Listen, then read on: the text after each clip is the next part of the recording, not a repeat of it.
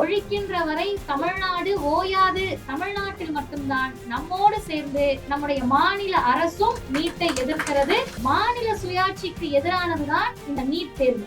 அரசு மருத்துவமனைகளையும் அரசு சுகாதார கட்டமைப்பையும் வலுவாக ஏற்படுத்திய முதல் மாநிலம் இந்தியாவில் தமிழ்நாடு மட்டும்தான். நீட்டில் குளறுபடி என்பதல்ல, நீட்டே குளறுபடிதான் என்பதுதான் தமிழ்நாட்டினுடைய ஸ்டாண்டர்ட். கார்ப்பரேட்டுகளை ஒரு மாஃபியா மாதிரி கிரியேட் பண்ணிருக்காங்க. தகுதி தரமன் எவனாவது பேசிட்டு வந்தா நம்பாதன்னு அது தெரியும். அனைவருக்கும் வணக்கம். அருமை தோழர்களே, நிறைய இளைஞர்களும் மாணவர்களும் வந்திருக்கீங்க. எதற்காக இங்கே நாம் கூடியிருக்கிறோம் என்பது நீங்கள் அனைவருமே அறிந்த செய்திதான். ஆனால் இந்த கருத்தரங்கத்தினுடைய நோக்கம் என்பது நீட் எதிர்ப்பு என்பதை தாண்டி நீட்டை ஒழிக்கின்ற வரை தமிழ்நாடு ஓயாது என்ற குரலை வலுவாக எழுப்புவதற்காக தான் இந்த கருத்தரங்கத்தை அவர்கள் ஏற்பாடு செய்திருக்கிறார்கள். அதிலும் சிறப்பாக இதற்கு முன்பே ஒரு பேச்சு போட்டியை இணைய வழியிலே நடத்தி, கட்டுரை போட்டியை இணைய வழியில் நடத்தி அந்த தோழர்களுக்கும் இங்கே பரிசளிப்பு விழா நடக்கிறது. இது எல்லாமே எதற்காக தமிழ்நாடு செய்து? எல்லா மாநிலங்களும் இருக்கு, எல்லா மாநிலத்திலையும் நீட் தேர்வு இருக்கு. ஆனால் தமிழ்நாடு நீட்டை எதிர்த்து இன்னைக்கு போராடுச்சு அப்படின்னு சொன்னா இன்றைக்கு நாம் இந்த போராட்டத்தை தொடங்கல. அது மதிமுகவாக இருக்கட்டும், திமுகவா இருக்கட்டும், விசிகாவா இருக்கட்டும், கம்யூனிஸ்டுகளாக இருக்கட்டும், காங்கிரஸாக இருக்கட்டும். காங்கிரஸ்லயுமே குறிப்பிட்டு நம்ம சொல்லணும்னா தமிழ்நாட்டில் இருக்கக்கூடிய காங்கிரஸாக இருக்கட்டும், இவர்கள் அனைவருமே இன்றைக்கு நாம் இந்த போராட்டத்தை தொடங்கல. அதுவும் திராவிடர் கழகத்தை பொறுத்தவரை நீட் என்ற சொல் வந்த தேதியிலிருந்து இன்றைக்கு வரை தொடர்ந்து நீட் எதிர்ப்பு களத்தில் நிற்கக்கூடிய ஒரே மாநிலமாக தமிழ்நாடு மட்டும்தான் இருக்கு. அப்ப இவங்க நம்ம கிட்ட என்ன கேட்டாங்கன்னா, தமிழ்நாடு மட்டும்தானே எதிர்க்கிறீங்க, மற்ற மாநிலத்தை பாத்தீங்களான்னு கேட்டாங்க. இன்னைக்கு நம்ம என்ன கேக்குறோம்னா, தமிழ்நாடு மட்டும் எதிர்க்கல, எல்லா மாநிலமும் எதிர்க்க தொடங்கி விட்டது. நீட்டை ஒழித்தே தீருவோம் என்ற குரலோடு எல்லா மாநிலங்களும் நிற்கிறது.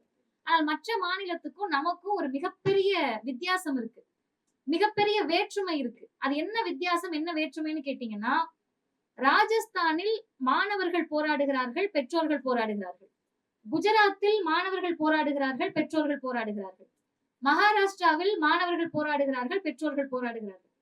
இன்னும் சொல்ல போனா பிஜேபி ஆண்டு கொண்டிருக்கக்கூடிய ஊபியில கூட இன்றைக்கு மாணவர்கள் போராட்டத்தை முன்னெடுத்திருக்கிறார்கள். அப்ப எல்லா வட இந்தியா மாநிலங்களிலுமே மாணவர்களும் பெற்றோர்களும் போராட்ட களத்தில் இருக்கிறார்கள்.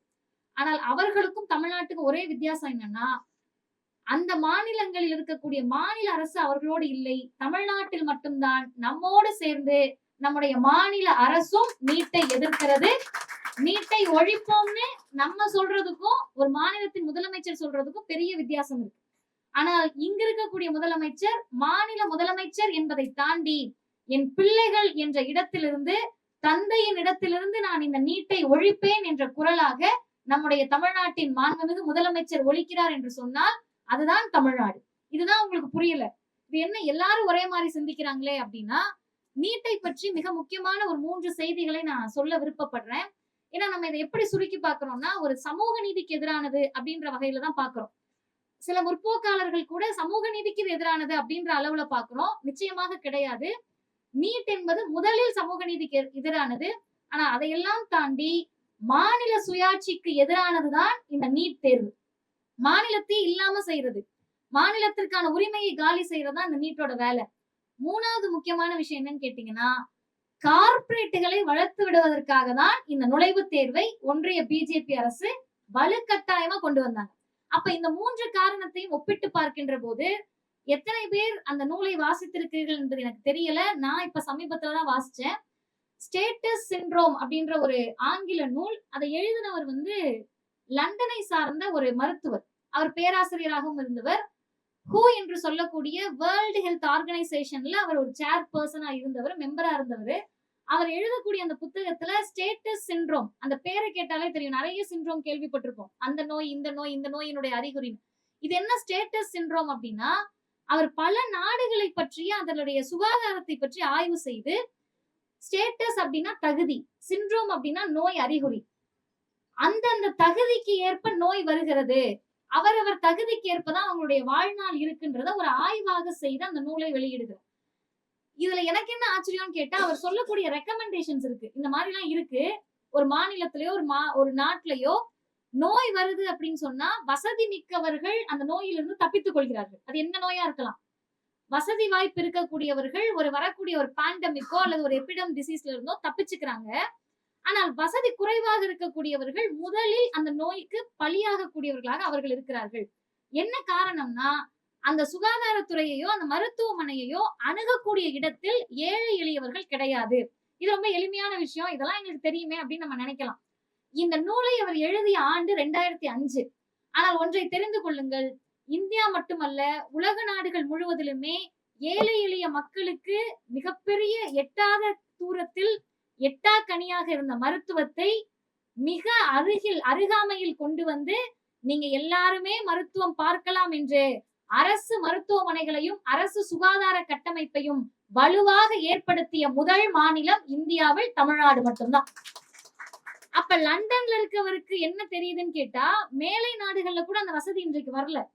இன்னைக்கு தமிழ்நாட்டினுடைய வளர்ச்சி, மருத்துவ வளர்ச்சியை புரிஞ்சுக்கிட்டாதான் ஏன் நீட்டை நம்ம எதிர்க்கிறோம்னு தெரியும்.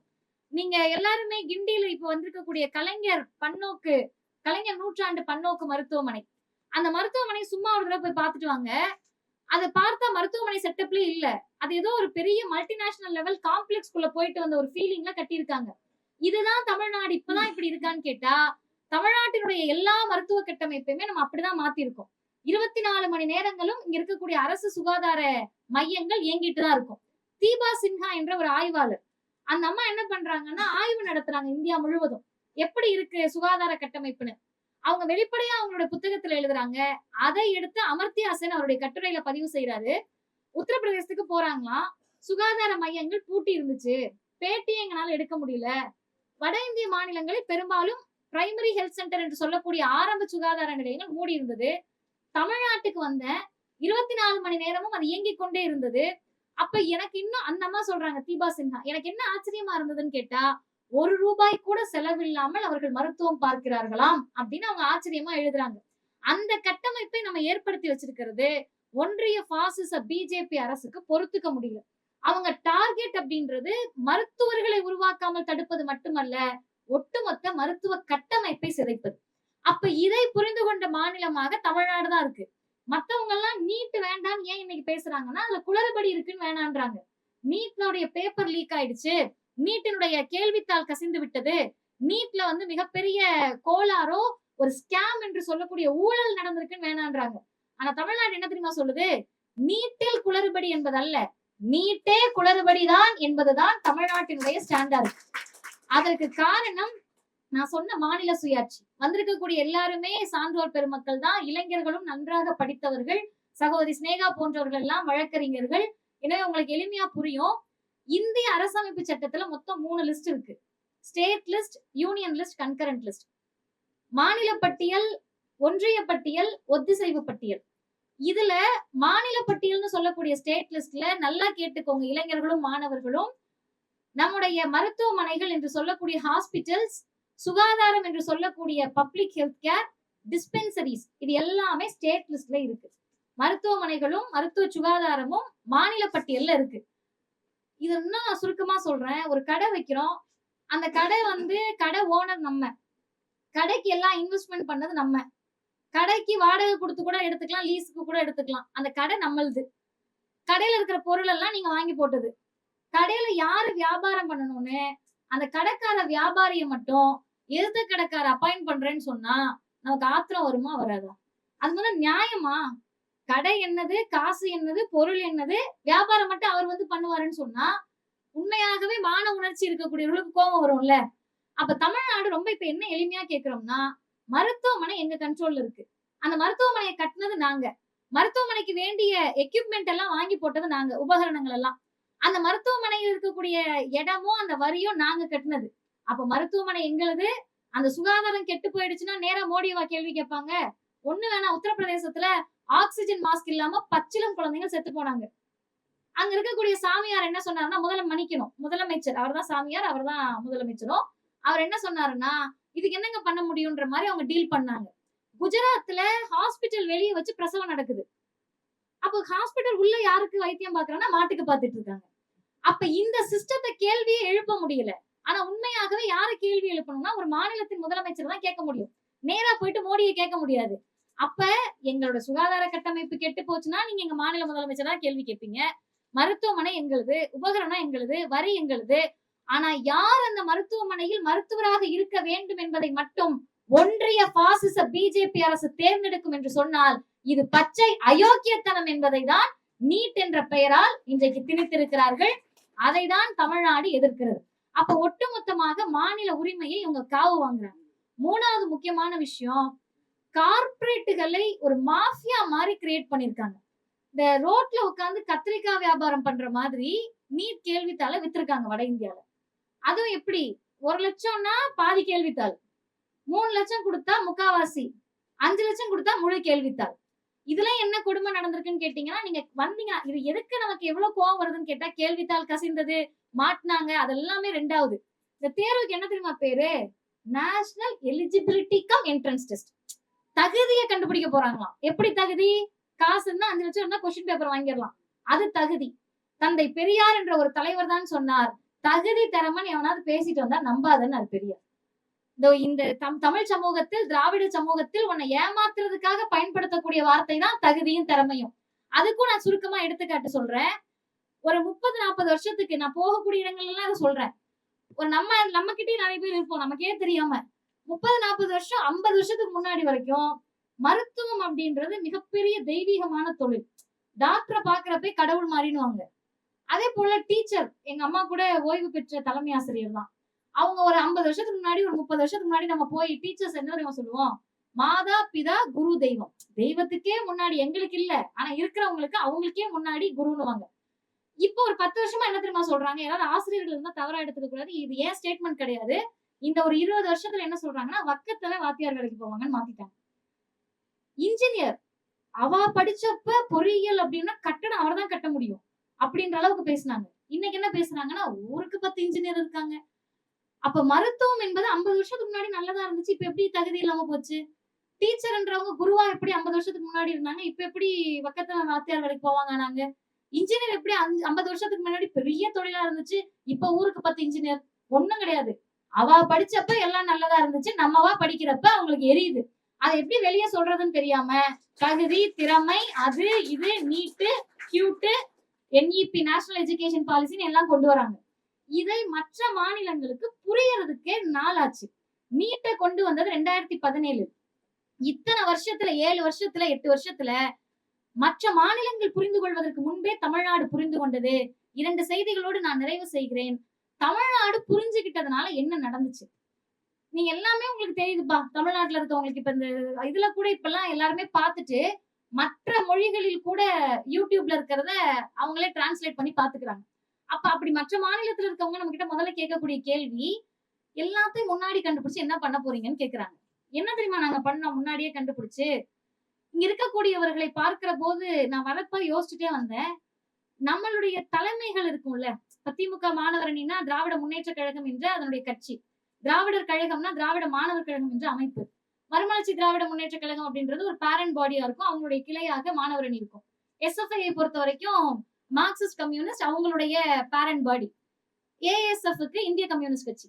இந்த பேரண்ட் பாடின்னு சொல்லக்கூடிய அந்த தலைமை நிலையத்துக்குள் இப்ப விசிகாவுக்கோ அல்லது திமுகவுக்கோ, திகாவுக்கோ, கம்யூனிஸ்டுக்கோ, இந்திய கம்யூனிஸ்டுக்கோ ஒருவேளை சின்ன சங்கடங்கள் வந்தாலும் கூட இருக்கக்கூடிய மாணவர் அமைப்புகள் நீட் என்ற எதிர்ப்பு விஷயத்தில் எல்லா நேரத்திலும் ஒன்றாகவே நின்றிருக்கிறோம் என்பதுதான் நம்முடைய பலமாக இருக்கிறது. அதை நீங்க கொஞ்சம் ஆழமா யோசிச்சு பார்த்தா புரியும். அப்ப ஏன் நமக்கு இந்த நீட் எதிர்ப்பு உணர்வு எப்படி இது அப்படியே வந்துருமா? உண்மையாகவே சொல்றேன், இந்த நீட் எதிர்ப்பு இந்த உணர்வு எல்லாம் நமக்கு அப்படியே வரதெல்லாம் கிடையாது. இந்தி எதிர்ப்பில் ஆரம்பித்த அந்த உணர்வு ஜெனட்டிக்கலா நமக்கு அப்படியே பாரம்பரியமா வந்துகிட்டே இருக்கு. அது ஒண்ணும் பண்ண முடியாது. இந்த நீட் எதிர்ப்புக்காக வேலையை விட்டவர்கள் தமிழ்நாட்டில் இருக்கிறார்கள். இந்த நீட் எதிர்ப்புக்காக அவர்களுடைய மற்ற விஷயங்கள் எல்லாத்தையும் விட்டவர்கள் தமிழ்நாட்டில் இருக்காங்க. இது ஏதோ நம்ம செய்யக்கூடிய தியாகம் கிடையாது. நமக்கு முன்னாடி இருந்தவர்கள் செய்த தியாகத்தால் தான் மதிவதனி BSc ML என்று சொன்னால், நம்முடைய தியாகத்தால் நம் பிள்ளைங்கள் மருத்துவர் ஆகணும்ன்ற ஒற்றை நோக்கத்திற்காக மட்டும்தான் நாம் நீட்டை எதிர்த்து கொண்டே இருக்கோம். அப்ப தமிழ்நாடு தெரிஞ்சு என்ன பண்ணுச்சுன்னு கேட்டீங்கன்னா, 1938 இந்தியை எல்லா மாநிலமும் ஏத்துக்கிட்டாங்க. வான்னு ஏத்துக்கிட்டாங்க. ஒரே ஒருத்தர் தான் சொன்னாரு, இந்தி வந்துச்சுன்னா தமிழ் நாசமாகுன்றது என் கவலை கிடையாது, இந்தி வந்துச்சுன்னா எல்லாமே நாசமாகும் என்பதை புரிந்து கொண்ட ஒற்றை தலைவராக தந்தை பெரியார் இருந்தார்.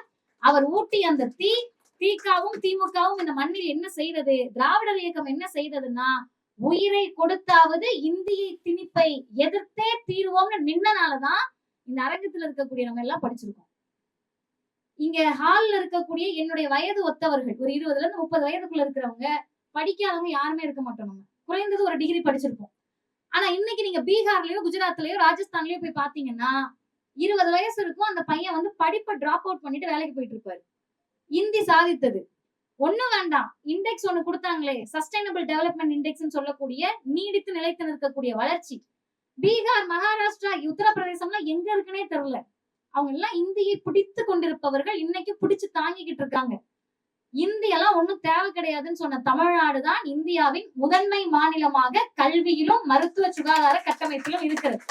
அப்ப தமிழ்நாடு 100 வருஷத்துக்கு முன்னாடி மாநிலம் முழுவதும், இந்தியா முழுவதும் இந்தியை ஆதரித்த போது எதிர்த்த மண் தமிழ்நாடு. இந்தியா முழுவதும் எதுக்கு இடஒதுக்கீடு, எதுக்கு கோட்டா, எதுக்கு மெரிட்னு கேட்டப்ப 69% இடஒதுக்கீட்டை சட்டமாக பெற்ற ஒரே மாநிலம் தமிழ்நாடு மட்டும்தான்.